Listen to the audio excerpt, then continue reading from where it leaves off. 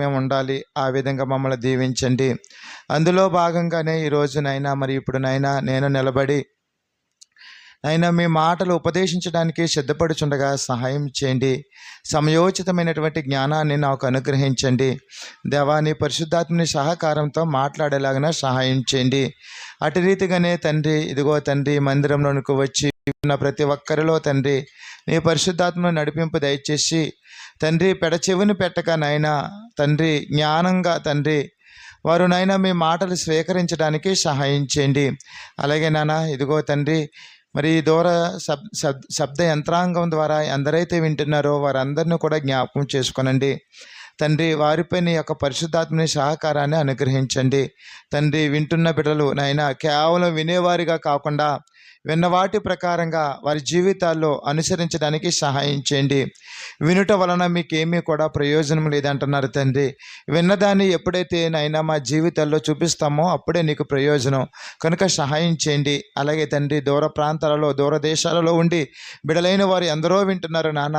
మరి ముఖ్యంగా నైనా తండ్రి, నెట్వర్క్ విషయంలో కూడా సహాయం చేయండి తండ్రి. ఎటువంటి ప్రాబ్లం లేకుండా మీరు అందించమని అడుగుచున్నాము.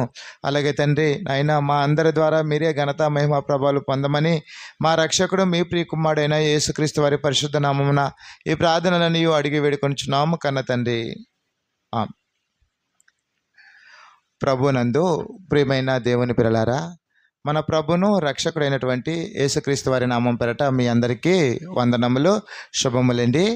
అమ్మ, ఎలా ఉన్నారు? అందరూ హ్యాపీయే కదా?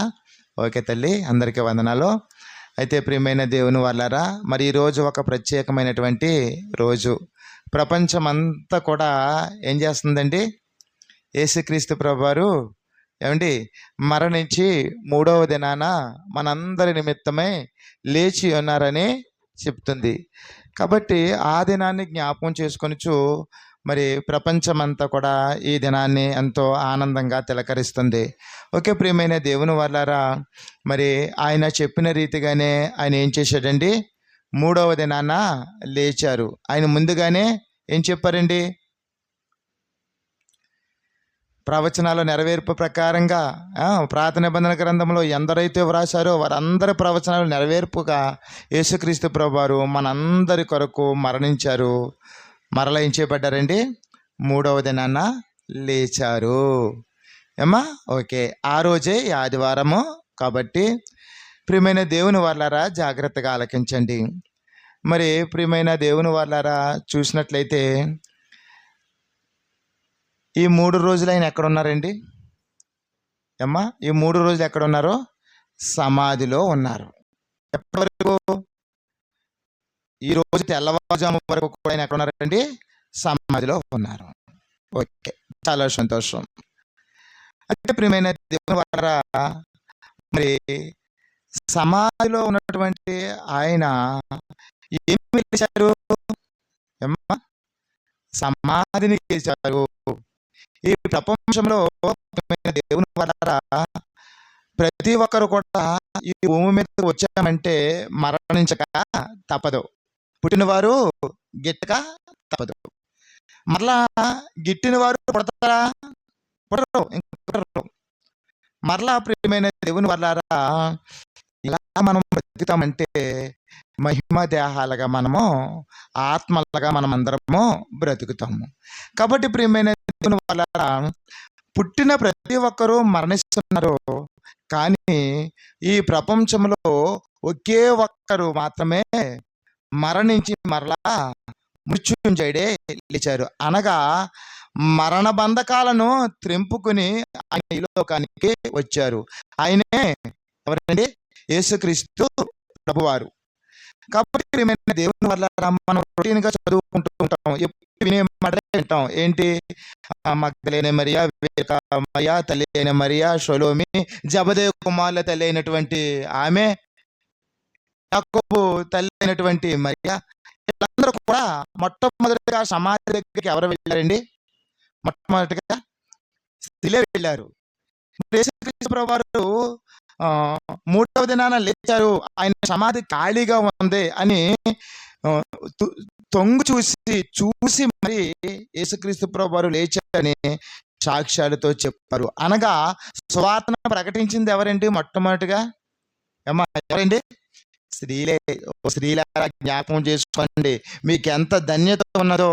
యేసుక్రీస్తు ప్రభువారు సువార్త అనగేటండి మరణం, జననం, పునరుద్ధానం, ఇవన్నీ తెలియజేసేదే సువార్త. ఆ సువార్తను తెలియజేసింది ఎవరండి? ఏమ్మా స్త్రీలే. కాబట్టి ప్రియమైన దేవుని వాళ్ళారా, ఆ స్త్రీలే వెళ్ళి అపోస్తలులకి, ఓ పేతురు రావయ్యా, ఓ యాకోబు రావయ్యా, ఓ యోహాను వినవయ్యా అని వాళ్ళందరికీ కూడా ఆ స్త్రీలే తెలియజేశారు. ఏమని? ఆయన చెప్పిన రీతిగానే ఆయన ఏమయ్యాడండి? ఆయన చెప్పిన రీతిగానే ఆయన ఏమయ్యాడు? మరలా లేచాడని. అయితే ప్రియమైన దేవుని వాళ్ళారా, మరి ఎప్పుడు వినే వాక్యాలే, ఎప్పుడు నేర్చుకునే వాక్యాలే కాకుండా, ఎప్పుడు చదువుకునే వాక్యాలే కాకుండా, మనము ప్రియమైన దేవుని వాళ్ళారా ఒక క్రొత్తదైన రూపంలో మనం అందరము కూడా వాక్యాన్ని విందాము. అయితే ప్రియమైన దేవుని వాళ్ళారా చూడండి, ఆయన పునరుద్ధానం అవడానికి ముందు సమాధిలో ఉన్నారు. అంతే కదండి? అర్థమైందమ్మా? ఆయన పునరుద్ధానానికి ముందు ఎక్కడ ఉన్నారండి? సమాధిలో ఉన్నట్టు. మరి మొన్న శుక్రవారమే తెలియజేసాను. ఆయన సమాధిలో మరి ఎందుకు ఉన్నారో తెలియజేశాను. అయితే ప్రియమైన దేవుని వల్ల ఆయన మరణించి, జాగ్రత్తగా వినండి, ఆయన మరణించి డైరెక్ట్గా ఏమండి పరలోకం వెళ్ళిపోవచ్చు కదా. ఆయన ఎక్కడ మరణించాడు? గొల్గొతా పైన ఆయన మరణించాడు. అక్కడి నుంచి అలా వెళ్ళిపోవచ్చు కదా. మరి ఆయన సమాధిలో ఎందుకు ఒరిగాడు అన్నది మన పాఠం పేరు చెప్తున్నాను అంటే, సమాధిలో ఒదిగిన సత్యం. ఏంటండి? సమాధిలో ఒదిగిన సత్యం. కాబట్టి ప్రియమైన దేవుని వల్లారా, మరి సత్యము అనగా ఎవరండి? వాక్యం అనగా ఎవరండి? యేసుక్రీస్తు ప్రభువు. అందుకని అంటున్నారు ఆయన, నేనే మార్గము, సత్యము, జీవము. ఈ సత్యము ఎవరు చెప్పిన మనము అంగీకరించాలి. సత్యానికి మనం విరోధంగా ఏమీ చేయకూడదు. సత్యానికి విరోధంగా ఏదైనా చేశామంటే ఎవరికి విరోధంగా చేసినట్లు? ఏమండి? వాక్యానికి, అనగా లోక రక్షకుడైనటువంటి యేసుక్రీస్తు ప్రభువారైన దేవునికి విరోధంగా మనము మసులుకున్నట్లు. కాబట్టి ప్రియమైన దేవుని వారలారా, ఈ సత్యము ఏమని చెబుతుంది? ఆయన మరణించి సమాధి చేయబడి మూడవ దినాన లేచారు అని చెబుతుంది. అయితే ప్రియమైన దేవుని వారలారా, మరి 3 దినాలు ఆయన ఎందుకు సమాధిలో ఉన్నాడు? లేవడం అనేది మనందరికీ ఈరోజు అర్థమైంది. ఎందుకు ఉన్నారు అని మనం ఆలోచిస్తే ప్రియమైన దేవుని వారలారా, మనం అంటాం, ఇలా జాగ్రత్తగా వినండి, మనం అందరం కూడా బైబిల్ చేతపట్టుకుని వస్తున్నాం కాబట్టి, మనమందరం దేవుని నామాన్ని కలిగి ఉన్నాం కాబట్టి, యేసుక్రీస్తు ప్రభువారు లోకమంతటి కొరకు రక్షకుడు, ఆయన సమాధి చేయబడ్డాడు, ఆయన మరణించిన తర్వాత సమాధి చేశారు, ఆయన మరలా లేచారంటే నువ్వు నేను నమ్ముతాం. అవునా కాదా? ఎందుకు? దేవుణ్ణి కొద్ది గొప్ప తెలుసుకున్నాం కాబట్టి. అయితే ప్రియమైన దేవుని వల్లారా, ఎప్పుడు కూడా మన స్వార్థ మన చుట్టూ తిరగకూడదు. సంఘానికి సంబంధించినట్టుగానే ఉండకూడదు. మనం ఏది చెప్పినా సమాజానికి ఉపయోగపడేలా ఉండాలి. ఎవరున్నారు సమాజంలో అండి? అన్ని వర్గాల వారు ఉన్నారు కదా. వాళ్ళు ఏమంటారు? జాగ్రత్తగా ఆలకించండి. ఎదటి వారి నుంచి మనకు వచ్చే ప్రశ్నలు ఇదేంటయ్యా, మీ దేవుడు సమాధిలోకి వెళ్ళడం ఏంటి? మీ దేవుడు చనిపోయాడా? ఏమంటారండి? అంటలేదా? మీ దేవుడు ఏమన్నారండి? స్త్రీ కలయిక లేకుండా రావడం ఏంటి? కన్యక గర్భాన పుట్టడం ఏంటి? 3 మెక్కులు పీక్కుపోయినాడు దేవుడు ఎలా అవుతున్నాడు? దేవుడైతే చనిపోవడం ఏంటి? దేవుడికి మరణం ఏమిటి? దేవుడు సమాధిలో ఉండడం ఏంటి? ఆ దేవుడు చనిపోయాడని మీరేంటి గోల చేస్తున్నారు అని మాట్లాడు. మూర్ఖుల నోరు మూయుట దేవుని చిత్తము. ఇంకా 3వ అధ్యాయం 15వ వచనానికి వచ్చేసండి. అదే అధ్యాయము 1 పేతురు 3:15. నిర్మలమైన మనసాక్షి గలవారే మీలో ఉన్న నిరీక్షణను గూర్చి మిమ్మును హేతు అడుగు ప్రతి వానికి సాత్వికముతోనూ భయముతోనూ సమాధానము చెప్పుటకు ఎల్లప్పుడు ఎప్పుడండి ఎల్లప్పుడూ సిద్ధముగా ఉండి మీ హృదయములను క్రీస్తును ప్రభువుగా ప్రతిష్ఠించడి. మన హృదయాలలో ఎవరిని ప్రతిష్ఠించుకోవాలంటే అండి, క్రీస్తును ప్రభువుగా ప్రతిష్ఠించడి. అప్పుడు మీరు దేని విషయమై దుర్మార్గులని దూషింపబడుదురో దాని విషయమై క్రీస్తునందున్న మీ సత్ప్రవర్తన మీద అపనింద వేయువారు సిగ్గుపడుదురు. ఏంటంట? హేతు అడిగే ప్రతి ప్రశ్నకు మనం ఏం చెప్పాలండి? మనం ఏం చెప్పాలమ్మా? సమాధానం చెప్పాలి. కానీ మనము వారిలో కలిసిపోకూడదు. మనం ఎవరమండి? అబ్బబ్బే దేవుడైతే ఆయన చనిపోవడం ఏంటండి బాబు, కరెక్ట్ కాదండి. ఆయన దేవుడు కాదండి. మనము వాళ్ళలో కలిసామనుకో, ఇంకా మన వల్ల దేవునికి ఏమీ కూడా ప్రయోజనము ఉండదు. అందుకని అంటున్నాడు ఆయన, అప్పుడు దేని విషయమై దుర్మార్గులని దూషింపబడుదురో దాని విషయమై క్రీస్తునందున్న మీ సత్ప్రవర్తన మీద అపనింద వేయవారు సిగ్గుపడుదురు. ఎప్పుడు మనకొక నిరీక్షణ ఉన్నది. ఏమంటున్నాడండి ఆయన?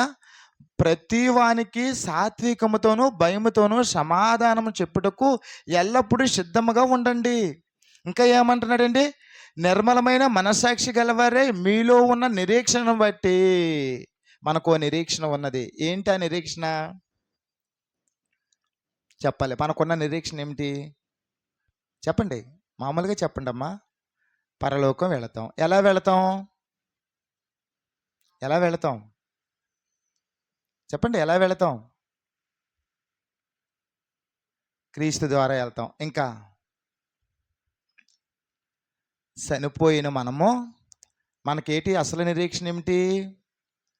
చనిపోయిన మనము మరలా లేస్తాం. ఏంటండి? చనిపోతే మనము మరలా లేస్తాం. అందుకనే యేసుక్రీస్తు ప్రభువారు కూడా మనందరి కొరకు చనిపోయి మరలా లేచి మనకే మాదిరి. మనకెవరండి మాదిరి? యేసుక్రీస్తు ప్రభువారు. అలాంటి యేసుక్రీస్తు ప్రభువారిని మనం ఏం చేయాలండి? ప్రియమైన దేవుని వారలారా, లోకానికి చూపించాలి. మన సత్ప్రవర్తన బట్టి వారు అపనిందలు వేస్తున్నారా? ఏమండి? మన సత్ప్రవర్తన బట్టి వారు సిగ్గుల పాలు చేస్తున్నారు మనల్ని. అయినా ఏం చేయలేటండి? ఆయన ఏమంటున్నాడు చూడండి, దేని విషయమై దుర్మార్గులను దూషింపబడుదురో దాని విషయమై క్రీస్తునందున్న మీ సత్ప్రవర్తన మీద అపనింద వేయువారు సిగ్గుపడుదురు. ఈరోజు నీ మీద నింద వేస్తున్నా, ఈరోజు మనల్ని మీద అపనిందలు వేసినా, రేపు రొద్దుటనే రోజు ఏం చేస్తారండి? వాళ్ళందరూ కూడా సిగ్గుపడతారు. అందుకే మరి మనము ఏం చేయమండి ప్రియమైన దేవుని వల్లరా? అటు క్రైస్తవ సమాజానికి మనము మేలుకొలుపుగా ఉండాలి, ఇటు ఇతర సమాజానికి కూడా మనము మేలుకొలిపేవారిగానే ఉండాలి. ఎందుకు? మన ప్రవర్తన ఎలా ఉండాలండి అమ్మ? మన ప్రవర్తన ఎలా ఉండాలి? సత్ప్రవర్తన ఉండాలి. సత్తనగా సత్యము, సత్యం అనగా వాక్యముతో కూడిన ప్రవర్తన ఉంటే మనం ఎప్పుడు కూడా సిగ్గుపడము. మరి అందరూ కూడా ఈరోజు సమాధుల్లోనికి వెళుతున్నారు. ఏమ్మా? అందరూ కూడా ఏం చేస్తున్నారండి? సమాధుల్లోనికి వెళుతున్నారు. వెళ్ళి మరి ప్రియమైన దేవుని వాళ్ళరా చేయవలసినవన్నీ కూడా చేస్తున్నారు. ఇది వాక్యానికి కరెక్టా కాదా? వాక్యం ఏం చెబుతుంది? అందుకని అంటున్నారు కదా, మీ సత్ప్రవర్తనను గూర్చి ఎవరైతే వాళ్ళకి సమాధిలోనికి కూడా వెళ్ళరు అని అన్నారో ఆ సమాజం అంతా కూడా ఏమవ్వాలండి? వాక్యం తెలుసుకోవాలి. చూడండి, లోకా సువార్త ఒకసారి అక్కడికి వెళ్ళొద్దాం. లోకా సువార్త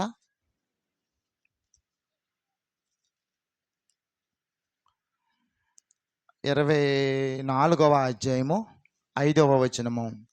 24వ అధ్యాయము 5వ వచనము.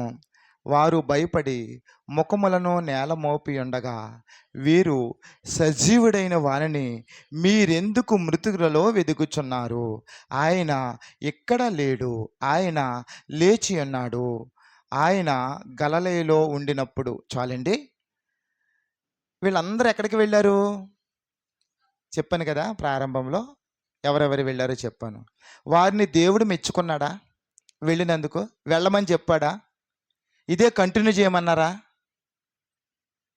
ఎలా ఉన్నదంటే, బ్రతుకున్నంత కాలం కూడా తల్లిదండ్రులను పట్టించుకోలేని వాళ్ళు కూడా ఈరోజు దండేయడానికి వస్తున్నారండి. దానివల్ల ఏమిటి దేవునికి మహిమ? ఏమండి? ఆ దండ ఏమని ఎక్కడైనా వాక్యంలో ఉందా? మనకి ఆధారాలు ఏమైనా ఉన్నాయా? ఇదేంటండి చెప్పండి? ఆచారం. ఇదేంటండి? ఆచారం. మనం ఏం చేస్తున్నాం? వాక్యాన్ని బట్టి బంధింపబడుతున్నాం. వాక్యాన్ని బట్టి నడుచుకుంటున్నాం. కానీ ప్రియమైన దేవుని వర్లారా, ఆయన అంటున్నాడు, మీరు సమాధుల్లో వెదకవద్దు. నేను సజీవుడిని. ఆయన ఎవరండి? యేసుక్రీస్తు ప్రభువారు సజీవుడు. కాబట్టి ఆయన్ని సమాధుల్లోనికి మనం వెతకడానికి వెళ్ళొద్దని ఆయన చెప్పినప్పుడు మరి ఇంకా మరి ఎవరిష్టం వాళ్ళది అనుకోండి. కానీ వాక్యాన్ని బట్టి మనము ధైర్యం పొందాలి.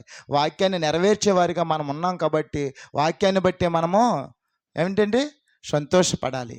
ఓకే ప్రియమైన దేవుని వాళ్ళారా, ఇంకా పాఠాన్ని ముందుకు తీసుకుని వెళ్ళే ప్రయత్నంలో నేను చూస్తాను, జాగ్రత్తగా వినండి. ఇంతకీ సమాధిలో యేసుక్రీస్తు ప్రభువారు 3 రోజులు ఎందుకు ఉన్నారంటే ఆయన మనకు మాదిరి అయినాడు. చూడండి, 1 పేతురు 2:21, 2:21, 2:21.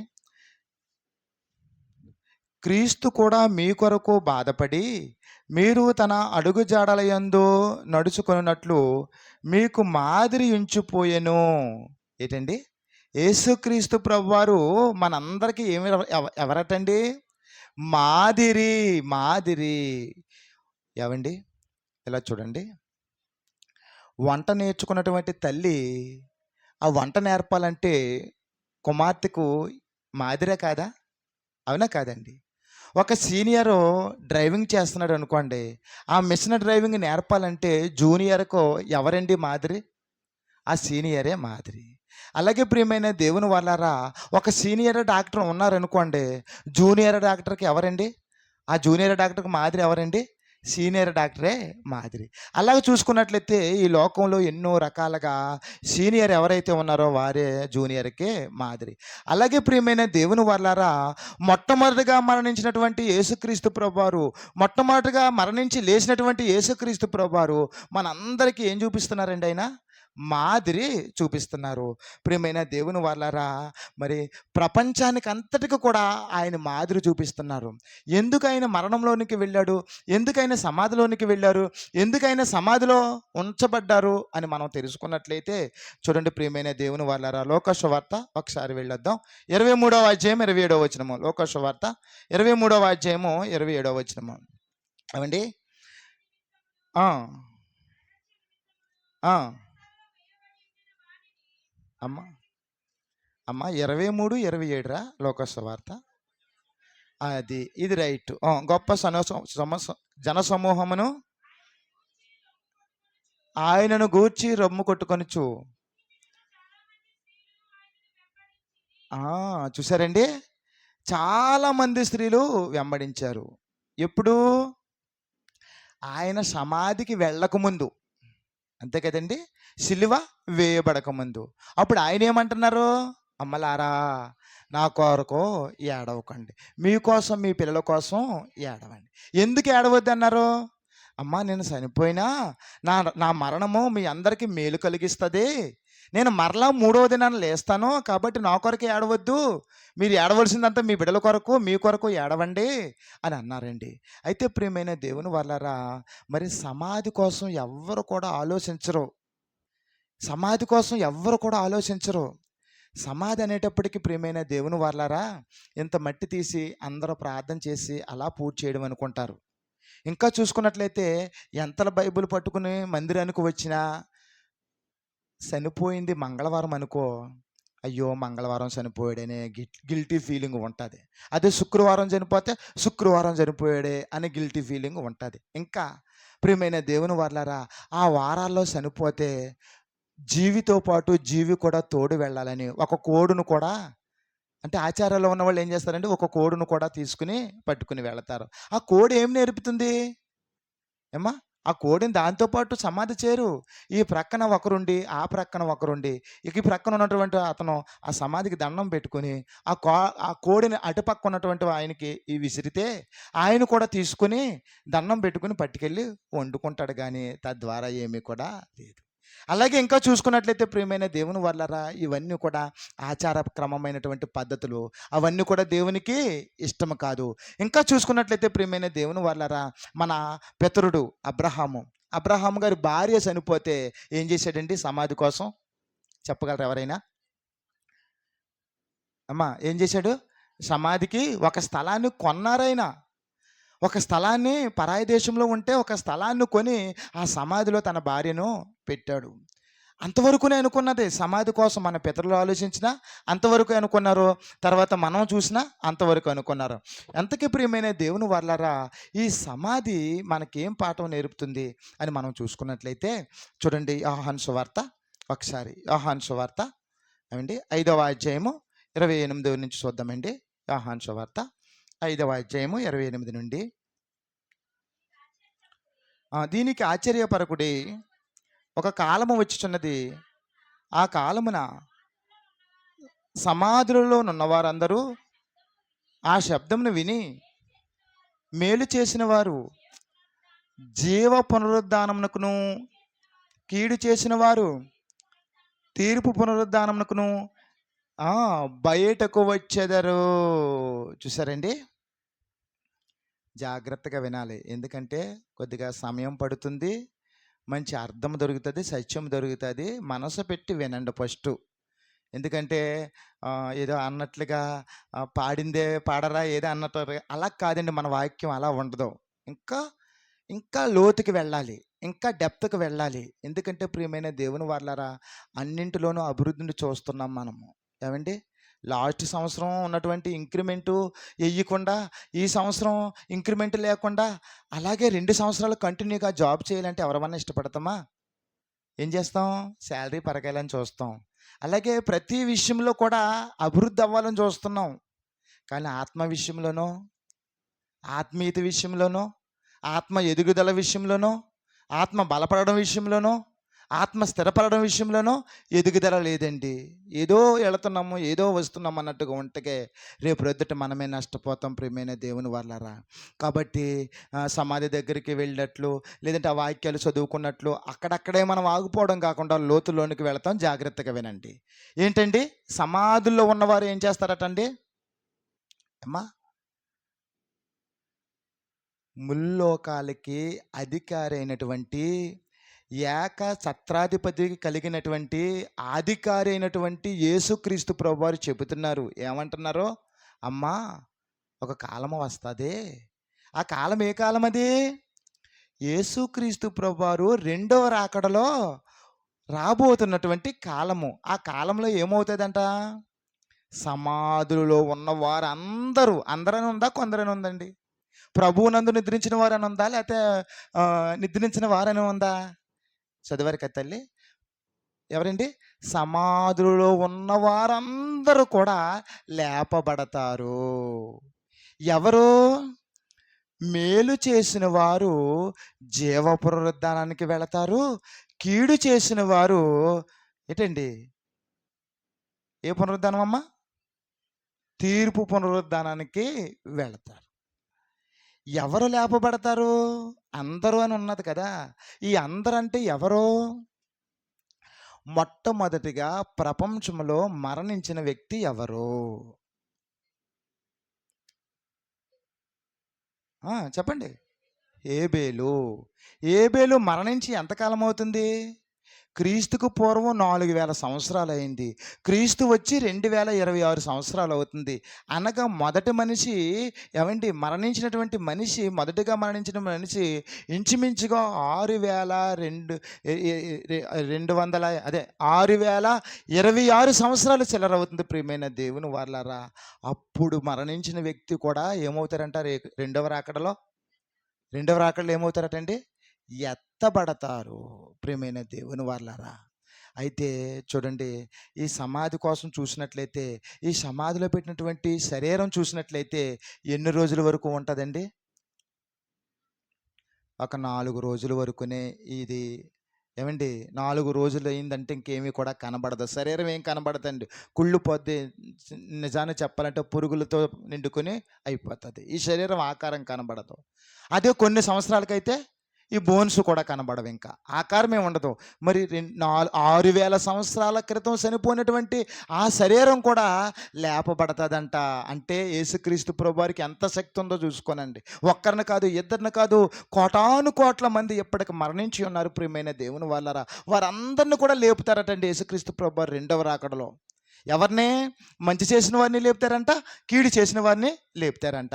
అయితే ప్రియమైన దేవుని వాళ్ళారా, ఎందుకు మరి మనిషిని మట్టిలోనికి పెట్టి సమాధి చేస్తున్నారు? అసలు ఈ గొడవ తెలియాలి మనకి.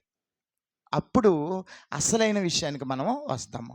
చూడండి, కీర్తనల గ్రంథం 90వ అధ్యాయము, కీర్తనల గ్రంథం 90వ అధ్యాయము 3వ వచనము. 93. నీవు మనుషులను మంటికి మార్చుచున్నావు, నరులారా తిరిగి రెండని సెలవిచ్చుచున్నావు. సందర్భం చాలండి. సందర్భం ఏంటండి ఈరోజు? అమ్మా, ఈస్టరు శుభాకాంక్షలు మీ అందరికీ. మొట్టమొదటిగా ఈస్టరు సందర్భం. మనం చదువుకునే వాక్యాలు ఎలాంటివి? అది దానిలోనే ఉంది సత్యం. మనం చదువుకునే వాటిల్లోనే సత్యం ఉంది, మనకి వివరణ దొరుకుతుంది. కాబట్టి జాగ్రత్తగా వినండి. నరులారా తిరిగి రెండనే ముందు మనుషుల్ని ఎక్కడికి మార్చారండి? చదివారు కదా. నీవు మనుషులను మంటికి మార్చుచున్నావు. మరణించిన ప్రతి ఒక్కరిని ఏం చేశారండి? మంటికి మార్చారు. మట్టి అయిపోయామా? మంటికి మార్చారు. జాగ్రత్తగా వినండి అమ్మా. మార్చడం వేరు, కలపడం వేరు. జాగ్రత్తగా వినండి. మార్చడం అంటే చూడండి, పాలున్నాయి, నీళ్లున్నాయి. నీళ్లను పాలగా మార్చగలమా? చెప్పాలి, అర్థమవుతుంది కదా. నీళ్లను పాలగా మార్చగలమా? అదే పాలను నీళ్ళల్లో పాలల్లో నీళ్ళు వేసామనుకోండి, పాలన్నీ కూడా ఏమైపోతాయి? పాలుగానే మారిపోతాయి. అదే నీళ్ళను మాత్రం పాలుగా మనము మార్చలేము. అలాగే ప్రియమైన దేవుని వాళ్ళారా, ఇంకా చూసుకున్నట్లయితే అదిగో టమాటాలు మనకి ఎక్కువగా దొరుకుతాయి. మన దేశంలో విరివిగా పండుతాయి, ఎక్స్పోర్ట్ వెళ్తూ ఉంటాయి ఇతర దేశాలకి. వాళ్ళకి టమాటాలు దొరకలేనప్పుడు ప్రియమైన దేవుని వాళ్ళారా, వాటిని నిల్వ ఉంచుకోవాలంటే టమాటా ఎంతకాలం నిల్వ ఉంటుందండి? చెప్పండి ఏమ్మా, స్త్రీలు చెప్పాలి. ఒక 3 రోజులు, ఒక 4 రోజులు, మహా అయితే ఒక 5 రోజులు. ఆ తర్వాత ఏమవుతుందండి? పాడైపోతుంది. మరి టమాటా నిల్వ ఉంచాలంటే ప్రియమైన దేవుని వాళ్ళారా, వాళ్ళు ఏం చేస్తున్నారు? టమాటా సాస్ల కింద మారుస్తున్నారు. అంటే ఏముంటుంది దాంట్లో కూడా? టమాటా టేస్టే ఉంటుంది. కానీ ప్రియమైన దేవుని వాళ్ళారా, పదార్థాన్ని ఏం చేశారండి? పదార్థాన్ని మార్చారు. మార్చేటప్పటికీ ఆ పదార్థం యొక్క స్థితి ఏమవుతుందండి? మారుతుంది. అలాగే ప్రియమైన దేవుని వాళ్ళారా, పాలను నిల్వ ఉంచగలమా? పాలను నిల్వ ఉంచలేము. కాబట్టి నిల్వ ఉంచడానికి పదార్థం యొక్క స్థితి మారుతుంది. ఏ విధంగా చెప్పండి? పాలను నిల్వ ఉంచలేము. కాబట్టి పాలపొడి రూపంలో పాలను నిల్వ ఉంచుతున్నాం ప్రియమైన దేవుని వాళ్ళారా. అనగా ఏం చేస్తున్నామండి? ఇంకా చూసుకున్నట్లయితే ప్రియమైన దేవుని వాళ్ళారా, ఈ మార్చడం అనేది మంటికి మార్చారు. ఒక టమాటా సాస్ని ఎలాగైతే మార్చారో, ఒక పాలను మరి నీళ్ళను పాలగా ఎలాగైతే మార్చారో, అలాగే దేవుడు కూడా మనల్ని ఏం చేస్తున్నాడండి? మంటికి మార్చాడు. అనగా మన స్థితి ఏమవుతుందండి? మారింది. మన స్థితి ఏమవుతుందండి? మారింది. అలాగే ప్రియమైన దేవుని వాళ్ళారా, ఈ మాట ప్రపంచానికి ఏమండి ఎంతో అవసరము. ప్రపంచమంతా తెలుసుకోవాల్సినటువంటి విషయము. అయితే అంటారు ప్రియమైన దేవుని వాళ్ళారా, ఇది మాకు కాదు, ఇది ఒక వర్గానికి చెందిన వారికి, ఒక కులానికి చెందిన వారికి, ఒక జాతికి చెందిన వారికి అని ప్రజలు అంటున్నారు. మా దేవుడు కాదు, వాళ్ళకి సంబంధించిన దేవుడు అంటున్నారు. కానీ దేవుడు ఏం మాట్లాడుతున్నాడో విందాము. ఒకసారి వెళ్ళొద్దాము. కీర్తన గ్రంథం 49వ అధ్యాయము, కీర్తన గ్రంథం 49వ అధ్యాయము మొదటి నుండి. సర్వజనులారా ఆలకించుడి, సామాన్యులేమి, సామంతులేమి, ధనికులేమి, దరిద్రులేమి, లోక నివాసులారా మీరందరూ ఏకముగా కూడి చెవియొగ్గుడి. నా నోరు విజ్ఞాన విషయములను పలుకును, నా హృదయ ధ్యానము పూర్ణ వివేకమును గూర్చినదే యుండును. ఎవరిని ఆలకించమంటున్నాడండి? సర్వజనులారా. ఓ మాల, మాదిగి, కాపు, కమ్మ, చూడండి రెడ్డి, ముస్లిం, బౌద్ధులు ఎవరైతే ఉన్నారో అందరూ కూడా నా మాట ఆలకించాలి. నేను అందరి కొరకు ప్రాణం పెట్టినటువంటి దేవుడును. నేను చెప్పే మాట ప్రియమైన దేవుని వాళ్ళారా ఆయన అంటున్నారు, నా నోరు విజ్ఞాన విషయములను పలుకును. ఏంటండి? ఆయన నోరు ఎలా పలుకుతుందటండి? విజ్ఞానం. విజ్ఞానం అనగా సైన్సు. ఏమ్మా? విజ్ఞానం అనగేటండి సైన్స్. సైన్స్‌కి మించినటువంటి విషయాలు కూడా నా నోటి ద్వారా మీకు తెలియజేస్తాను. ఓ సర్వజనులారా వినండి అంటున్నారు. ఏంటి వినమంటున్నారు? మనుషులను మంటికి మార్చుచున్నాడు ఆయన. ఏవండి? ఇంతవరకు మనం నేర్చుకున్నాం పాలను నిల్వ ఉంచలేమని. ఇంకా పాలను జ్ఞాపకం చేసుకున్నట్లయితే ప్రియమైన దేవుని వాళ్ళారా, నిల్వ ఉంచగలము. కానీ పదార్థం యొక్క స్థితి మారుతుంది. కానీ నిల్వ ఉంటది. ఏ విధంగా ఎవరైనా చెప్పగలరా? ఒకసారి బ్రెయిన్ పెట్టండి. పాలను నిల్వ ఉంచగలము. కానీ పాల రూపంలో ఉండదది. పదార్థం మారతది. స్థితి మారతది. స్థితి మారతది. ఎలా అంటే జాగ్రత్తగా వినండి. పాలను నిల్వ ఉంచలేము. పాలను నిల్వ ఉంచాలంటే పెరుగుగా చెయ్యాలి. పెరుగు నిల్వ ఉంచగలమా? నిల్వ ఉంచలేం. పెరుగును కాస్త ఏం చేయాలి? మజ్జిగగా చేయాలి. మజ్జిగని నిల్వ ఉంచగలమా? మజ్జిగ నిల్వ ఉంచలేం. మజ్జిగని కాస్త ఏం చేయాలి? చిలికితే వెన్న వస్తుంది. వెన్న నిల్వ ఉంచగలమా? నిల్వ ఉంచలేం. వెన్నను కాస్త వేడి చేస్తే నెయ్యి అవుతుంది. నెయ్యి ఏమవుతుందండి? నిల్వ ఉంటుందా ఉండదా? నిల్వ ఉంటుందా ఉండదండి నెయ్యి. కాబట్టి ప్రియమైన దేవుని వాళ్ళారా, కొన్నిసార్లు పదార్థం పాడవకుండా ఉండాలంటే దాని స్థితిని మార్చితే ఆ పదార్థము ఎంతకాలమైనా నిల్వగా ఉంటుంది. అలాగే ప్రియమైన దేవుని వాళ్ళారా, ఈ మానవులమైనటువంటి మనల్ని మంటికి ఎందుకు మార్చారు దేవుడు? మంటిలోకి ఎందుకు చేరుస్తున్నాడు మనల్ని? ఎందుకు మట్టికి మార్చాడంటే, చూడండి, ఎప్పుడైనా మనం భూమి కింద ఉన్న ఇదిగో ఈ ఆలికి ఈ అరికాలు క్రింద ఉన్నటువంటి మట్టి గూర్చి ఎవరమైనా ఆలోచించామంటే ఎవ్వరం కూడా ఆలోచించం. మట్టి చాలా శక్తి గలదండి. మట్టిలో దేవుని ప్రభావం ఉందండి ప్రియమైన దేవుని వాళ్ళారా. మట్టి పుట్టి ఇంచుమించుగా 450 కోట్ల సంవత్సరాలైనా మట్టి అలాగే ఉంది. మట్టి ఏమీ పాడవదు. ఏమండి? మట్టి ఎప్పటికి కూడా అలాగే ఉంటుంది ప్రియమైన దేవుని వాళ్ళారా. చూడండి, వర్షం వచ్చిందనుకోండి, ఆ మట్టిలోని చక్కటి స్మెల్ వస్తూ ఉంటుంది. ఆ మట్టిని కనుక మనం పాడు చేస్తే మనకి పాడవుతుందేమో కానీ మట్టి ఎప్పుడు కూడా పాడవదు. కాబట్టి పాడవని దానిలో మనల్ని ఏం చేశాడండి? మార్చాడు. మట్టికి మార్చాడన్నారు కదా! పాడవని దానిలో మట్టిని మనకే చేశాడు. అలాగే ప్రియమైన దేవుని వాళ్ళారా, ఇంకా మనం చూసుకున్నట్లయితే చూడండి, ఈరోజు సండే. ఏమ్మా? సండే కదా! అందులోకి ఈరోజు ఈస్టరు.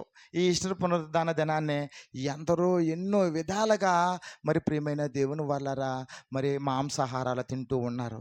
ఎన్ని కోళ్ళు బలైపోతున్నాయండి, ఎన్ని మేకలు బలైపోతున్నాయండి, ఎన్ని చేపలు, ఎన్ని కూరగాయలు మన కోసం బలైపోతున్నాయి. ఒక మొక్క మొలిసిందా?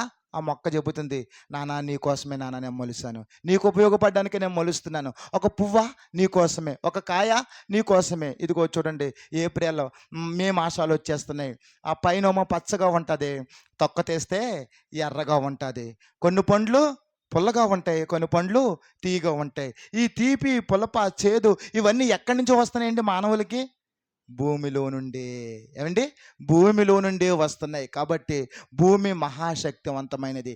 అందుకనే ప్రియమైన దేవుని వాళ్ళరా, ఆ భూమి ఎప్పటికీ కూడా శంకి చెదరదు. యేసుక్రీస్తు ప్రభువారు ఆయన కలగజేశారు. కాబట్టి ఆయన ఎప్పుడైతే ఈ పంచభూతాలను లయం చేస్తాడో అప్పుడే అది లేకుండా పోతుంది. కానీ అప్పటి వరకు ఈ భూమి అనేది అలాగే స్థిరంగానే ఉంటుంది. అలాంటి స్థిరమైన దానిలో మన దేహాలను మార్చారు ప్రియమైన దేవుని వాళ్ళారా. ఇంకా మనం చూసుకున్నట్లయితే ఈ దేహాలు మరి ఇంకేమవుతాయో చూసుకున్నట్లయితే యెషయా గ్రంథం చూడండి, 26వ అధ్యాయము 19వ వచనము. 26వ అధ్యాయము 19వ వచనము. యెషయా గ్రంథం 26 మృతులైన నీవారు బ్రతుకుదురు. ఏమమ్మా? నా వారి శవములు సజీవములగును. మట్టిలో పడి ఉన్న వారలారా మేలుకొని ఉత్సహించడి. నీ మంచు ప్రకాశమానమైన మంచు, భూమి తనలోని ప్రేతలను సజీవులుగా చేయును. ప్రియమైన దేవుని వాళ్ళారా, చూడండి, భూమి ఏం చేస్తుందండి? అర్థమవుతుందండి? ఈ భూమి ఏం చేస్తుందంటే అండి, యేసుక్రీస్తు ప్రభువారు రెండవ రాకడలో వచ్చేటప్పుడు ఈ భూమి ఏం చేస్తుందటండి, తన వారిని లేపును. అనగా రెండవ రాకడలో ఈ భూమి ఏం చేస్తుందంట, తన వారిని లేపును. ఇంకా చూసుకున్నట్లయితే ప్రియమైన దేవుని వాళ్ళారా, ఈ భూమిలో ఉన్నటువంటి ఈ మట్టి దేహం మొదటిలో ఎలాంటి దేహం అంటే అక్షయమైన దేహం. ఎవరిది? ఈ భూమిలోనికి, ఇంకా జాగ్రత్తగా ఆలకించండి, ఈ భూమిలో మొట్టమొదటిగా వచ్చినటువంటి మట్టి దేహం ఎవరిది? అర్థం, అది ఎవరిదండి? ఆదాము. ఆ దేహం మొదటగా దేవుడు ఏమని చేశాడంటే అక్షయ దేహంగా చేశాడు. అంటే అక్షయము క్షయము రెండు రకాలు. క్షయం ఏంటండి? కనిపించదు, కొంతకాలానికి ఏమైపోతుందండి, కనబడదు. అది అక్షయమైతేనో ఎప్పటికీ పొడవదు. అలాగ చేశాడండి. ఎవరిని? ఆదాము గారిని నిత్యం బ్రతికేవాడుగా చేశాడు దేవుడు. కానీ సాతానుగాడు మాట వినడం వలన, సాతానుగాడు మాటకు లొంగడం వలన అక్షయమైనటువంటి ఈ దేహం కాస్త ఏమైపోయిందండి, క్షయమైన దేహంగా అయిపోయింది. ఓకే ప్రియమైన దేవుని వాళ్ళారా, ఇంకా మనం చూసుకున్నట్లయితే భూమి తన ప్రేతలను లేపుతుంది. భూమిలో నుంచి ఏం చేస్తామండి, మనం అందరం కూడా లేస్తాము. లేచేటప్పుడు మనకి ఏ దేహం వస్తుంది?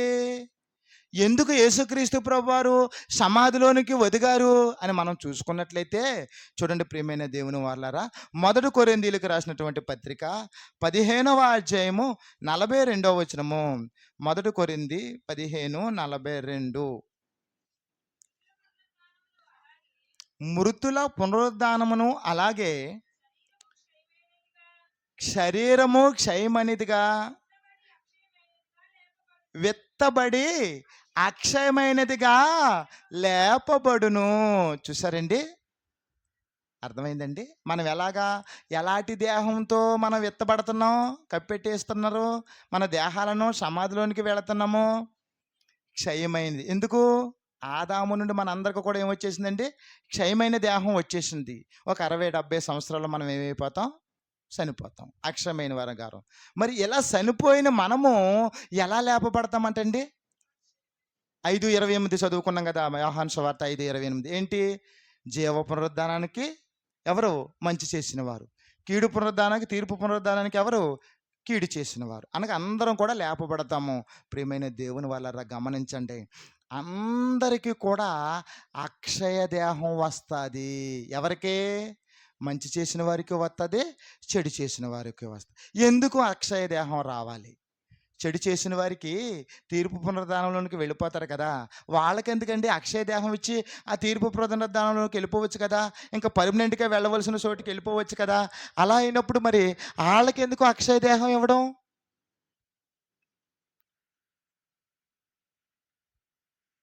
ఆలోచించండి. మనకైతే మనకు ఒక నిరీక్షణ ఉంది, యేసుక్రీస్తు ప్రభువారు వస్తారో మనము ఆయనతో కూడా వెళ్ళిపోతాము, మనము వాక్యం ప్రకారంగా వెళ్ళాలి అనే ఆశ. అయితే ప్రియమైన దేవుని వాళ్ళరా, మరి వాళ్ళకెందుకు? ఎవరికి? చెడు చేసిన వారికి ఎందుకు అక్షయ దేహం అంటే జాగ్రత్తగా వినండి. మార్కు సువార్త 9వ అధ్యాయము 49. మార్కు 9:49.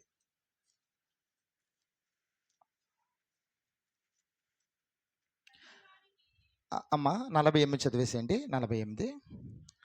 నరకమున వారు పురుగు చావదు, అగ్ని ఆరదు. జాగ్రత్తగా వినాలి. కీడు చేసిన వారికి కూడా అక్షయ దేహం ఎందుకు వస్తుందంటే, కీడు చేసిన వారు ఎక్కడికి వెళతారు చెప్పండి? మేలు చేసిన వారు ఎక్కడికి వెళతారని ఉంది వాక్యంలో? జీవ పునరుద్ధానం. కీడు చేసిన వారు తీర్పు పునరుద్ధానం. అంటే కీడు చేసిన వారు వెళ్ళే ప్లేస్ ఏదండి? నరకం. తీర్పు పునరుద్ధానం అంటే ఏంటంటే తీర్పు అయిపోయిన తర్వాత ఇంకా పర్మనెంట్లీగా షెటిల్ చేసేస్తారంతే యేసుక్రీస్తు ప్రభువారు. తీర్పు అయిపోతుంది, ఇంకా ఫైనల్గా ఎక్కడే తీర్పు జరుగుతుంది. వాక్యాన్ని బట్టి మనం అన్ని కూడా సరి చేసుకుని వాక్యానుసారంగా మనం బ్రతికితే చాలా వరకు మనమే వాక్యానుసారంగా తీర్పు. కానీ ఫైనల్ తీర్పు ఒకటి ఉందండి. ఎవరో యేసుక్రీస్తు ప్రభువారు ఫైనల్గా తీర్పు తీర్చి సెటిల్ చేసేస్తాడు. మరి అక్కడ ప్రియమైన దేవుని వల్లారా, అక్షయ దేహం ఎందుకు ఇస్తున్నారంటే, మామూలు దేహం ఇచ్చి నరకంలోనికి పంపించేసేసారు అనుకో, ఎంతకాలం ఉంటుంది ఆ దేహం? కానీ నరకం ఎంతకాలం ఉంటుందని వ్రాయించబడ్డదండి ఇక్కడ? చెప్పాలి. ఆ, నరకమున వారి పురుగు సావదు, అగ్ని ఆరదు. అంటే ఏముంటుంది అక్కడ? నరకంలో నిత్యము ఉంటుంది. కాలిపోతే కాలదు, చింపుకుంటే చెరగదు. ప్రియమైన దేవుని వాళ్ళారా, చూడండి, ఈ శ్రమలు తట్టుకోలేక, మన భాషలో చెప్తున్నాను, ఆ అగ్ని తట్టుకోలేక నూతిలోనికి దూకేద్దాం అనుకుంటే ఆ నూతిలో ఉన్న నీళ్లు కూడా ఏమైపోతాయి? నిన్ను చూసి అడుక్కి వెళ్ళిపోతాయి. లేదు లేదు లేదు, మన భాషలో అర్థమయ్యేలా చెప్తున్నాను. లేదు, ఈ శ్రమలు సహించుకోలేకపోతున్నాను తండ్రి అని పేక కోసుకున్నావు అనుకో, కత్తి తెచ్చుకొని, మరలా ఏమైపోతుందండి? మన భాషలో చెప్తున్నాను, మరలా రెండు అతుక్కుపోతాయండి. ఇంకా అక్కడ భరించలేము. అక్కడ నిత్యము నువ్వు భరించాలంటే ఏ దేహం ఇవ్వాలి నీకు? అక్షయ దేహం. అక్షయ దేహం అనగా నశించిపోని దేహం ఇచ్చి నేను నరకానికి పంపించాలి. ఎందుకంటే నిత్యము కూడా నరకంలో బాధపడాలంటే మామూలు దేహంతో వెళితే కొంతకాలానికి నువ్వు ఏదైనా అవుతావు. కాబట్టి నువ్వెప్పుడు కూడా నరకంలో బతికి ఉండాలంటే మరి అక్షయ దేహంతో అక్కడికే పంపించాలి. అలాగే ప్రియమైన దేవుని వల్లారా, ఇంకా మనం చూసుకున్నట్లయితే చూడండి, కొరింథీయులకు రాసినటువంటి 2వ పత్రిక 5వ అధ్యాయము 1వ వచనము. 5వ అధ్యాయము 1వ వచనము.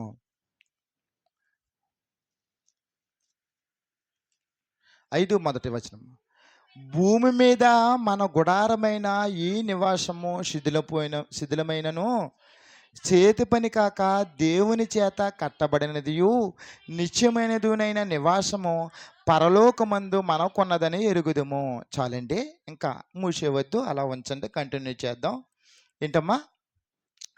భూమి మీద మన గుడారమైన ఈ నివాసము శిథిలమైపోయినను దేవుని చేతి పని కాక దేవుని చేత కట్టబడినదియు నిత్యమైనదియునైన నివాసము పరలోకమందు మనకున్నదని ఎరుగుదుము. ఏ నివాసం ఇది? ఏ నివాసం అండి? చాలామంది బాధపడతారు. ఏమని? మాకు సరైన నివాసం లేదండి, ఒక గృహమైనా కట్టుకోలేకపోయామండి అని బాధపడతా ఉంటారు. కొంతమంది, పోలే దేవా, ఇది కూడా లేని వాళ్ళు ఎందరో ఉన్నారు తండ్రి అని సంతోషపడేవాడు అంట. ఏదేమైనా తప్పేం కాదండి. అయితే ప్రియమైన దేవుని వల్లరా, ఆయన ఎప్పుడు మనకి ఏది చేయాలనుకున్నా ఆయన కంపల్సరిగా చేస్తాడు, మనకున్న ఆధారం. ఏమ్మా? అయితే ప్రియమైన దేవుని వల్లరా, నివాసం అనేటప్పటికీ మన గృహాలు అనుకుంటున్నాం. గృహాలు కాదండి, ఈ గుడారము. ఏ గుడారం? ఈ మానవ దేహమైన ఈ గుడారం ఏమైపోతుందంట? శిథిలమైపోతుంది. కానీ దేవుని చేత కట్టబడిన శిథిలమైపోయినటువంటి నివాసము మనకే పరలోకములో ఉన్నది. ఇంకా చూడండి 2వ వచనం. మనము దిగంబరులము కాక వస్త్రము ధరించుకొనిన వారముగా కనబడుదుము, కాబట్టి పరలోకము నుండి వచ్చు మన నివాసము దీనిపైన ధరించుకొన నపేక్షించు దీనిలో మూలుగుచున్నాము. ఈ గుడారములో ఉన్న మనము భారము మోసుకొని మూలుగుచున్నాము. ఇది తీసివేయవలనని కాదు కానీ మత్స్యమైనది జీవము చేత మృంగివేయబడినట్లు ఆ నివాసమును దీనిపైన ధరించుకొని కోరుచున్నాము. ఏంటండి? ఆ నివాసాన్ని దీనిపైన ధరించుకోవాలని చూస్తున్నాము. ఏ నివాసము?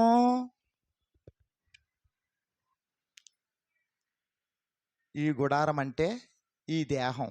ఏంటమ్మా? ఈ దేహం ఎలా లేపబడుతుంది? అక్షయ దేహంగా లేపబడుతుంది. ఈ అక్షయ దేహంగా లేపబడినటువంటి ఈ దేహానికి పరలోకము నుండి మహిమ దేహము 2 ఒకదానికి ఒకటి అటాచ్ అయ్యి అప్పుడు మనం ఎక్కడికి వెళతామంటండి? పరలోక రాజ్యానికి చేరతాము. ఇంత ఉందండి పరలోక రాజ్యం వెళ్ళాలంటే. మనమేమనుకుంటున్నాం? మనమేమనుకుంటున్నాం? ఏదో అనుకుంటున్నాం అంతే. చాలా సింపుల్ అనుకుంటున్నాం ప్రియమైన దేవుని వాళ్ళారా. ఇంకా మనం చూసుకున్నట్లయితే దేవుని వాక్యం కనబడుతుంది. చూడండి, అదే మాటలు చూసుకుందామండి. ఆహ్, రెండో వచనం చూడండి. మనము దిగంబరులము కాక వస్త్రము ధరించుకుని వారముగా కనబడదుము కాబట్టి పరలోకం నుండి వచ్చు మన నివాసము దీనిపైన. పరలోకం నుండి ఒక నివాసం వస్తుంది. దేని మీదకి? ఏమ్మా, దేని మీదకి? అక్షయ దేహం మీదకే పరలోకం నుండి ఒక నివాసం వస్తుంది. అది ఇది అటాచ్డ్ అయితేనే పరలోక రాజ్యంలో నిత్యం మనము ఉంటాము.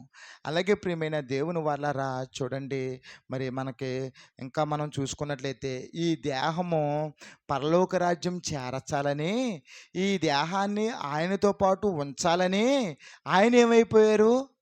3 దినాలు సమాధిలో ఒదిగిపోవలసి వచ్చింది. ఆయనే యేసుక్రీస్తు ప్రభువారు మనందరికీ మాదిరిగా ఈ లోకంలోనికి వచ్చి మరణించి మూడో దినాన లేచాడని మనకి రుజువు చేస్తుంది. అలా రుజువు చేయాలంటే ప్రియమైన దేవుని వాళ్ళారా, మామూలు కార్యం జరగలేదండి. యేసుక్రీస్తు ప్రభువారు మరణించారు. యేసుక్రీస్తు ప్రభువారు మూడవ దినాన లేచారు.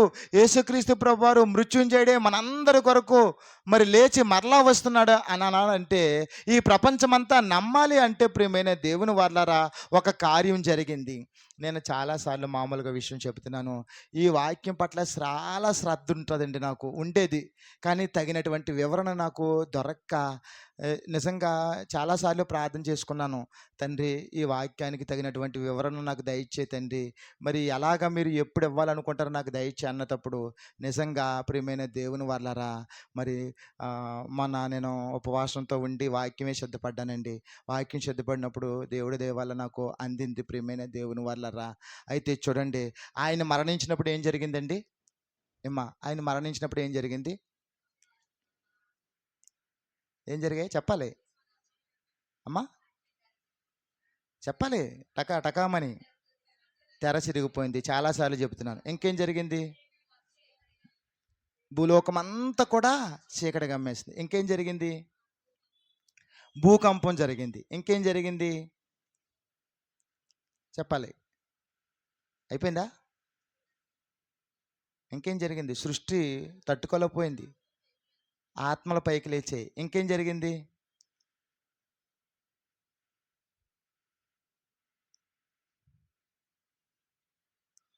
ఏ అమ్మ మరి,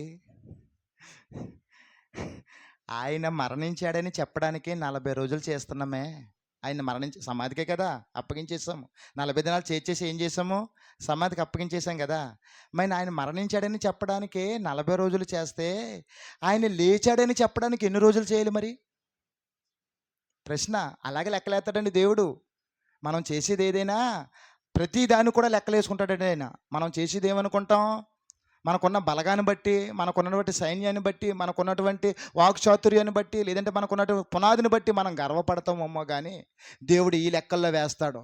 నేను మరణించానని చెప్పడానికి 40 రోజులు చేసావురా, మరి లేచానని చెప్పడానికి ఎన్ని రోజులు చేస్తున్నావు నువ్వు సేవ? ఏది అని అడిగితే ఏం చెప్తామండి? ఆ యాంగిల్లోనే ఆలోచిస్తాం మేము. కాబట్టి ప్రియమైన దేవుని వల్లరా, జాగ్రత్తగా ఆలకించండి.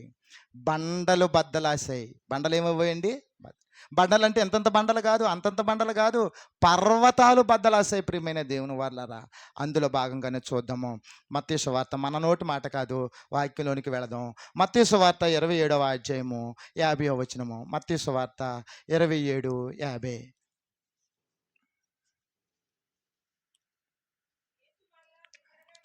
యేసు మరలా బిగ్గరగా కేక వేసి ప్రాణము విడిచెను. అప్పుడు దేవాలయపు తెర పైనుండి క్రింది వరకు రెండుగా చినిగెను. భూమి వణికెను, బండలు బ్రద్దలాయెను. ఉన్నదండి, బండల బ్రద్దలాయనని. సమాధులు తెరవబడెను. అండర్లైన్ చేసుకోనండి, అందుకనే బైబిల్ చూడమంటాను, చూసుకోనండి. సమాధులు తెరవబడెను. ఇంకేం జరిగాయండి?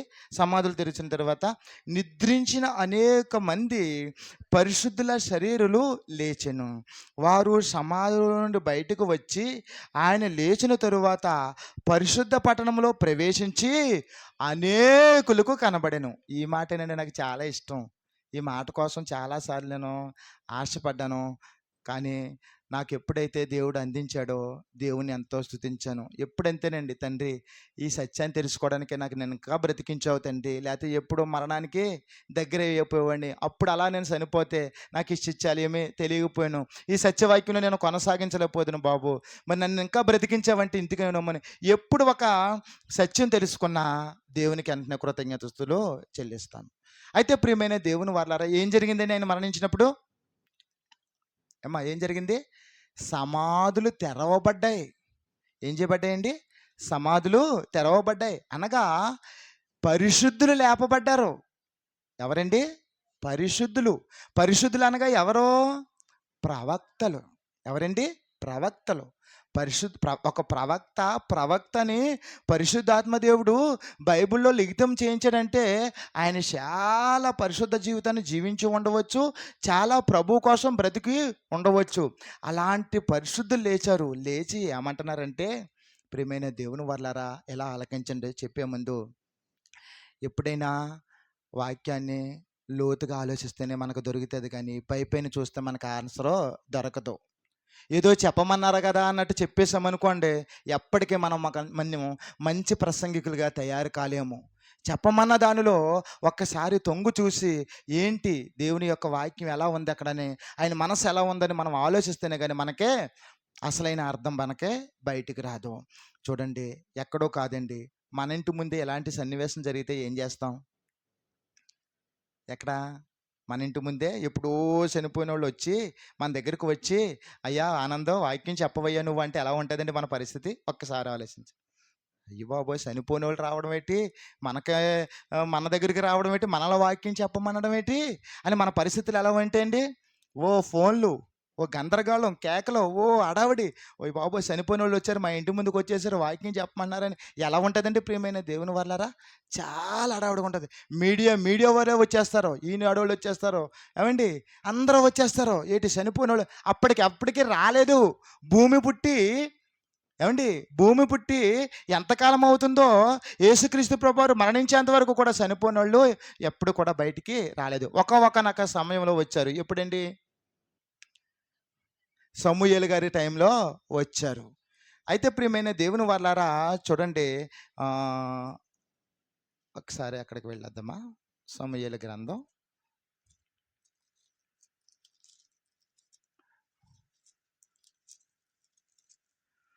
2వ అధ్యాయము. మన దేవుడు ఎంత గొప్పవాడో మీకు తెలియజేస్తున్నాను, వినండి. 2వ అధ్యాయం, మొదటి సమూయేలు గ్రంథం 2వ అధ్యాయం 6వ వచనము. సజీవులను సజీవులుగాను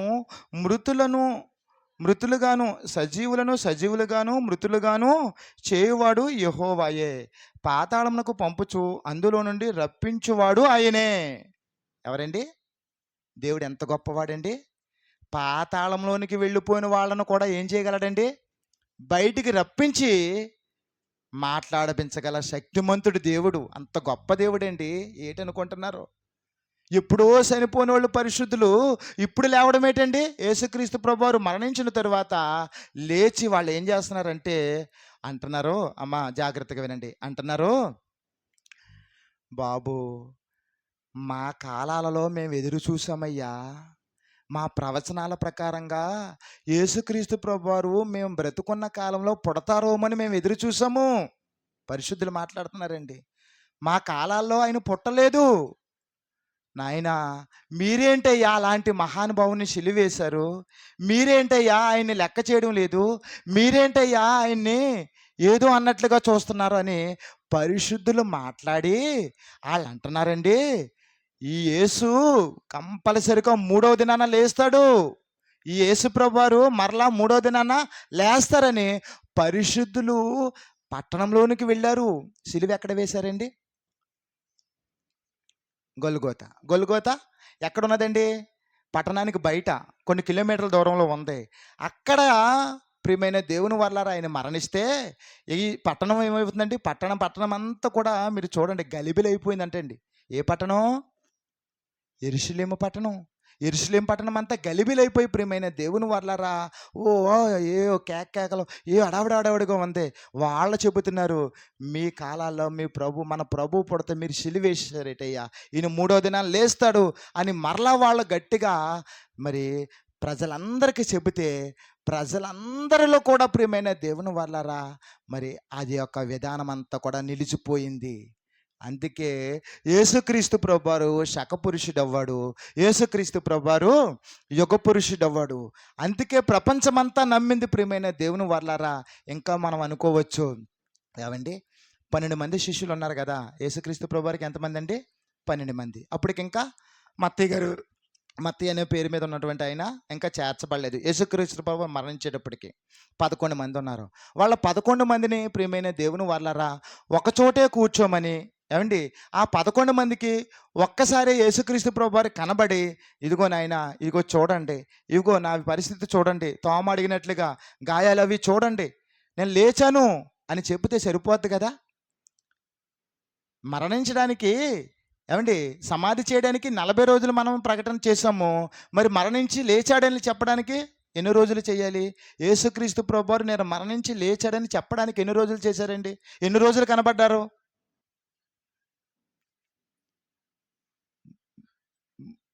3 దినాలకే లేచారు ఆయన. లేచిన తర్వాత ఎన్ని దినాలు కనబడ్డారు? రైట్. మరలా 40 రోజుల దాకా పరలోకం వెళ్ళలేదండి ఆయన. ఏమ్మా, మరలా 40 రోజులు 11 సార్లు వారికి కనబడి, 11 సందర్భాలలో కనబడి ఏం చేస్తారండి? వాళ్ళందరికీ కూడా తెలియజేస్తారు, నేను మరణించి లేచాను, మృత్యుంజయుణ్ణి అని తెలియజేస్తారు. ఎందుకు 11 సార్లు కనబడాలి? ఎందుకు అన్ని పునరుద్ధాన ప్రత్యక్షతలు చూపించాలి? ఒక్కసారి చూపించవచ్చు కదా శిష్యులందరికీ. అయితే జాగ్రత్తగా వినండి. ఒక్కసారే గనుక చూపించి మాట్లాడితే ఒక్కసారే జరిగింది ఏమైనా జ్ఞాపకం ఉంటుందండి మనకి, మన మానవ స్వభావానికి?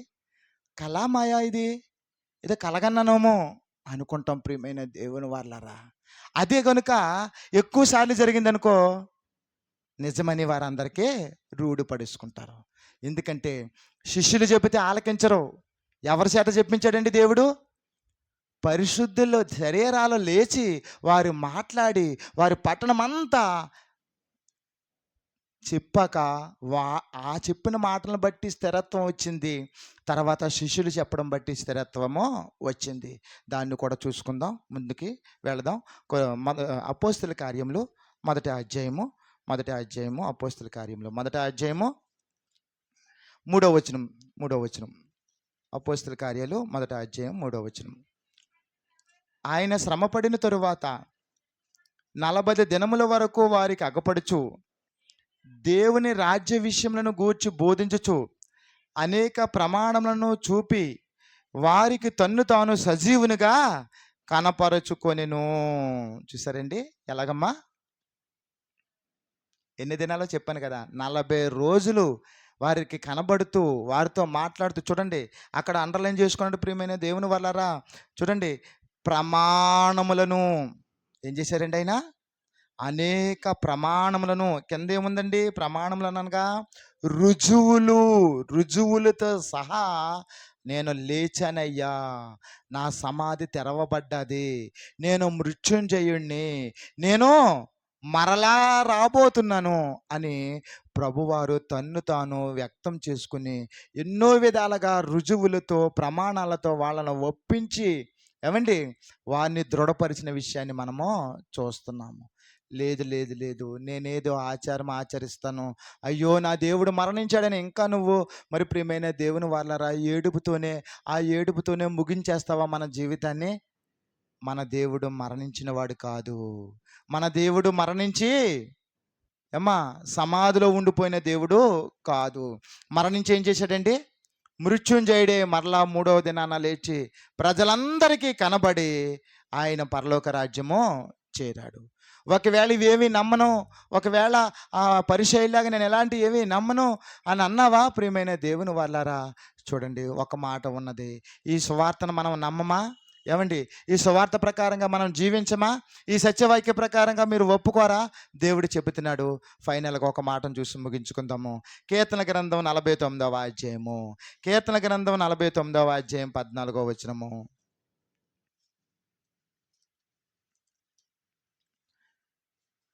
కీర్తన గ్రంథం 49వ అధ్యాయము 14వ వచనము. వారు పాతాళములో ఏమంటమ్మా? మందగా కూర్చబడుదురు, మరణము వారికి కాపరి అయి ఉండును. చూసారండి. ఆ, ఉదయమున యథార్థవంతులు వారు నేలుదురు, వారి స్వరూపములు నివాసము లేనివై పాతాళములో క్షయమైపోవును. వారు పాతాళములో మందగా కోర్చబడుదురు. ఎవరో ఎవరో సత్యవాక్యాన్ని అంగీకరించకుండా ఆచారాల్లో మునిగేవారు. ఏమండి, ఇంకా ఇతర సమాజం యేసుక్రీస్తు ప్రభువారు మరణించి మూడవ దినాన లేవలేదని ఎవరైతే నమ్మడం లేదో వాళ్ళందరూ కూడా ఏమైపోతారంటే ఏమ్మా, మందగా కోర్చబడుదురు. ఎక్కడా? పాతాళంలో. కూర్చబడడం అనేటప్పటికీ ఒక మాట చెబుతున్నాను, జాగ్రత్తగా వినండి. ఇది వేసవికాలం కదా, అందరికీ ఇష్టం మల్లెపూలు. వేసవికాలం అనేటప్పటికి ఏమవుతాయండి? మల్లెపూలు అంటే ఇష్టం.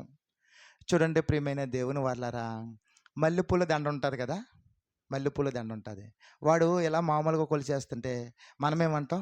కొద్ది కూర్చవయ్యా, కొద్ది కూర్చున్నట్లయితే ఎక్కువ, అదే దండకి ఎక్కువ పూలు వస్తాయి అంటాం. అర్థమైందండి? పువ్వులు ఏం చేయాలండి? వాడు విడివిడిగా పెట్టేస్తాడు, లూజుగా పెట్టేసి కొలిచేస్తాడు. లేదు కొద్ది సర్జే కూర్చు అంటాం. ఒకటే. రెండవదిగా చూసుకున్నట్లయితే ప్రియమైన దేవుని వాళ్ళారా, సందర్భాన్ని బట్టి కూడా వాక్యం చెప్పాలి. అలా అయితేనే జనాల్లోనికి వెళ్ళగలం మనం. ఇప్పుడు గ్యాస్ దొరకడం లేదు. అందరికి ఒక ఆలోచన వచ్చింది. మరి అందరికి వచ్చిందో లేదు కానీ కొంతమందికి వచ్చింది. మా ఇంట్లో మా సతీమణి గారికి కూడా వచ్చిందండి ఆ ఆలోచన. ఏంటి? గ్యాస్ దొరకకపోతే ఎలాగా వంట కార్యక్రమాలు? ఏంటమ్మా? ఆవిడ అదిగో చెబుతుంది. ఏంటండి? పొట్టు పొయ్యి కొనుక్కుందామండి అంటుంది. ఎందుకు? ఆ పొట్టు పొయ్యి వల్ల ఏంటమ్మా? గ్యాస్ ఆదా అవుద్ది. దొరకలేని పరిస్థితుల్లో దాన్ని వాడదాము. పొట్టు పొయ్యి పరిస్థితి ఏంటి? పొట్టు రజన ఉంటుంది కదా, ఆ రంపం రజన ఉంటుంది కదా, ఒక్కొక్క రజన ఏం చేస్తాము? ఆ కర్ర పెట్టి చుట్టూరు ఈ పొయ్యి లోపల ఒక కర్ర పెట్టి ఇలాగ ఏం చేస్తామండి? రౌండ్గా కోరుతాం. అంటే ఒక్కొక్క రజన ఏమైపోతుందమ్మా? కూర్చబడుతుంది, నొక్కబడుతుంది. అలాగ కూర్చేస్తారంటండి పాతాళంలో మన పరిస్థితి. బాబు, అయ్యా నిలబడలేకపోతున్నానండి బాబు అంటే, కూర్చో అంటారు. కూర్చోలేకపోతున్నాను బాబు, అక్కడ కూడా అవకాశం లేదంటే, నీ కష్టాలు నువ్వు పడు. నా బిడ్డలు ఎందరో చెప్పారు, నా మాటలు ఎంతగానో గోజాడారు వాళ్ళు, కానీ వాళ్ళ మాటలు లెక్క చేయలేదు కదా. మీ పాటలు మీరే పాడండి అని యేసుక్రీస్తు ప్రభువారు ఏం చేస్తారండి? పాతాళంలో కూర్చేస్తారంటండి. ఎవరిని?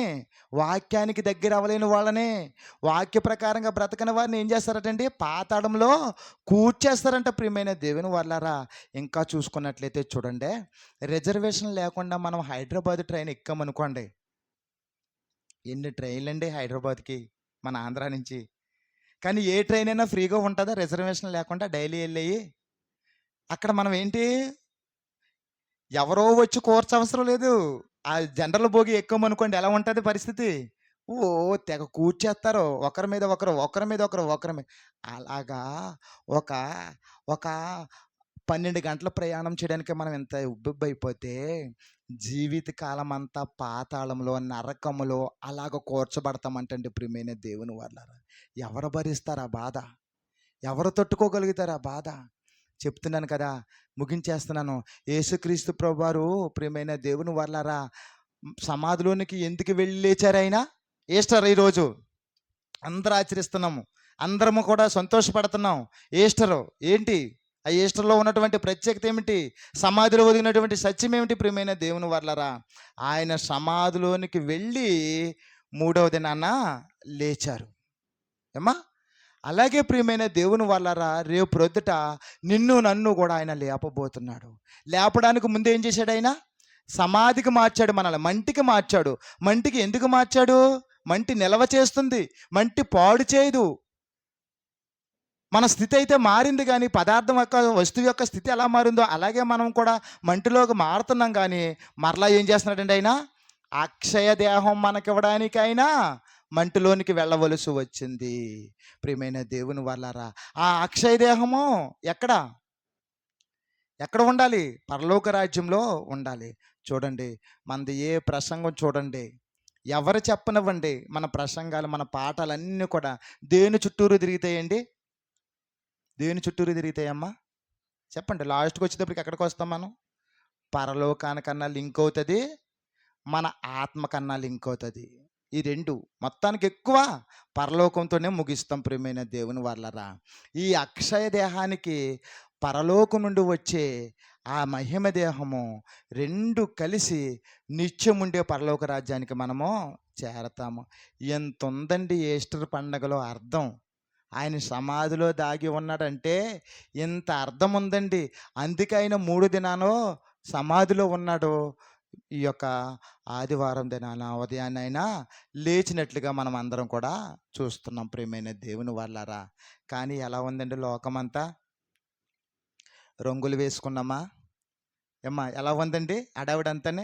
దండలు వేసామా, పువ్వులు పెట్టామా, పళ్ళు పంచుకున్నామా, పలహారాలు పంచుకున్నామా, నువ్వు లేచావా, నువ్వు వస్తున్నావా, నేను వెళుతున్నాను, ఇన్న హడావుడిలో ముగిసిపోతుంది. కానీ సమాధిలో ఎంత సత్యం దాగి ఉందో ఎవరు కూడా గమనించడం లేదండి.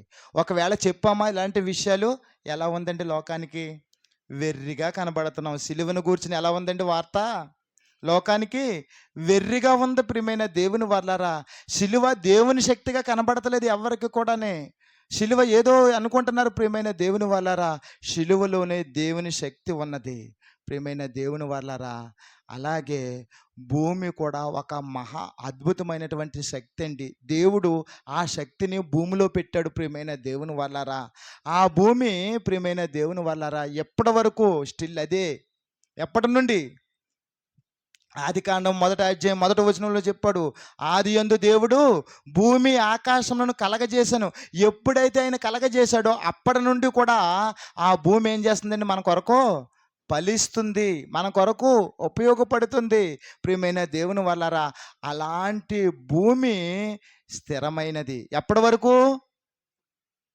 అందుకనే ప్రసంగి అంటున్నాడు, దేవా నువ్వు చేసిన కార్యాలు ఎప్పటికీ కూడా స్థిరము నాయనా అంటున్నాడు. ఎవరు? సొలొమోను. ఏం రాశాడైనా? ప్రసంగి, పరమగీతము, సామెతలు, ఏం అమ్మా కీర్తనలో కొన్ని. ఇలాంటి మహానుభావుడు అంటున్నాడు, దేవా నీ కార్యాలు స్థిరములు. స్థిరములంటే భూమి కూడా స్థిరము. ఆయన వచ్చేంత వరకు, రెండవ రాకడలో వచ్చేంత వరకు ఈ భూమి స్థిరంగానే ఉంటుంది. ఆయన రావడంతో ఈ పంచభూతాలు కూడా అన్నీ కూడా లయమైపోతాయి. కాబట్టి ప్రియమైన దేవుని వాళ్ళారా, మనము దేవుని వాక్యం ప్రకారంగా నడుచుకుని ఆయన కొరకు బ్రతికితేనే నిత్య జీవం. కానీ మరి లోకానుసారంగా మనం ఉన్నామా? దేవుని రాజ్యానికి మనము వారసులం కాలేము. అక్షయదేహం వస్తుంది, రాదనటం లేదు. అక్షయదేహం వస్తుంది, కానీ నిత్య జీవితానికి వెళ్ళాలి. అక్షయదేహంతో నిత్య నరకానికి వెళ్ళామంటే అక్కడ కూడా ఉంటుంది. చింపుకుందామా? చెరగదు. ఏమండి? అదే అర్థం చెప్పాను కదా. కోసుకుందామా? కోరం. సావు ఉండదు అక్కడ.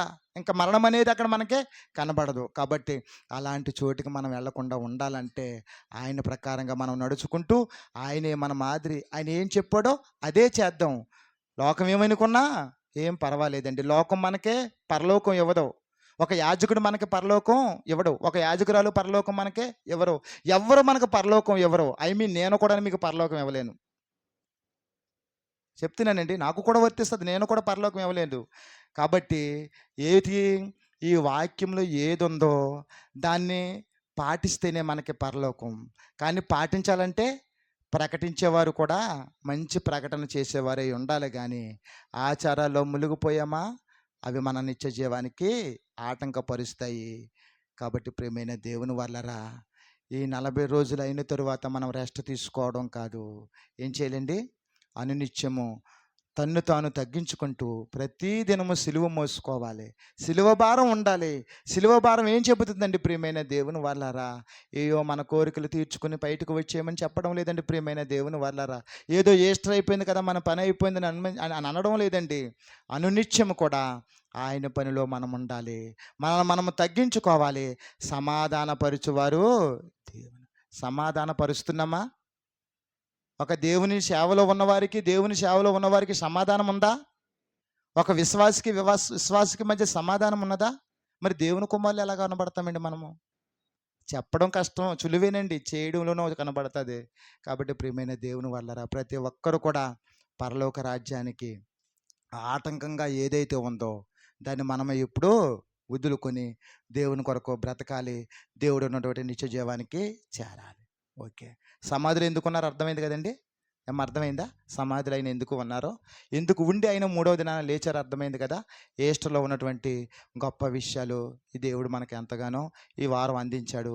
కాబట్టి పరిశుద్ధాత్మ దేవునికి, తండ్రి అయిన దేవునికి కృతజ్ఞతలు యేసుక్రీస్తు ప్రభువారి తరపున చెల్లించుకుందాము. శ్రద్ధగా ఉన్నటువంటి మీ అందరూ కూడా హృదయపూర్వక వందనాలండి. ప్రార్థన. పరిశుద్ధుడా, పరలోకమందున్న మా కన్న తండ్రి, మీ ఘనమైన నామానికి వందనాలు దేవా. తండ్రి, ఎవరి వల్ల మాకు నిత్య జీవం దొరకదు తండ్రి. నైనా ఏ యొక్క అలవాట్ల వల్ల కూడా నిత్య జీవానికి చేరలేము తండ్రి. మీ యొక్క పరలోకానికి నడవాలంటే, రావాలంటే మీ కుమారుడైనటువంటి యేసుక్రీస్తు ప్రభువారే మాకు మాదిరి కాబట్టి తండ్రి, ఆ నిత్య జీవానికి మేమందరము చేరేలాగా మమ్మల్ని దీవించండి దేవా, ఆశీర్వదించండి, అన్ని విధాలుగా కృప చూపండి. ఇదిగో తండ్రి, ఈరోజు మాకు ఎన్నో విషయాలు తెలియజేశారయ్యా. తండ్రి, మమ్మల్ని మంటికి మారుస్తున్నావంటే ఇంత గొప్ప ఉందని మాకు అర్థమవుతుంది. కేవలం సమాధి దగ్గరికి వెళ్ళి పూజ చేసి రావడమే మాకు అర్థమైంది. కానీ ఎందుకు మంటికి మార్చుస్తున్నావో, మంటిలో ఎంత మహాశక్తిని ఉంచావో,